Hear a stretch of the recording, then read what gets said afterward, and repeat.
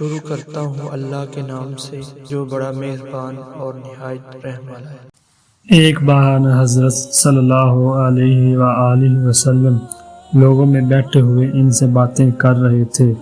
اتنے میں ایک دیہاتی آپ کے پاس آیا اور پوچھنے لگا کہ قیامت کب آئے گی؟ آپ اپنی گفتگو میں مصروف رہے۔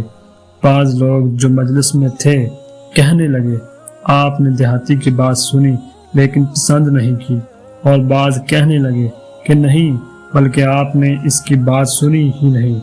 جب آپ اپنی باتیں پوری کر چکے تو میں سمجھتا ہوں کہ آپ نے یوں فرمایا، وہ قیامت کے بارے میں پوچھنے والا کہاں گیا؟ اس دیہاتی نے کہا، حضور میں موجود ہوں۔ آپ نے فرمایا کہ جب امانت ایمانداری دنیا سے اٹھ جائے تو قیامت قائم ہونے کا انتظار کر۔ اس نے کہا، ایمانداری اٹھنے کا کیا مطلب ہے؟ آپ نے فرمایا کہ جب حکومت کے کاروبار نالائق لوگوں کو سونپ دیے جائیں تو قیامت کا انتظار کر۔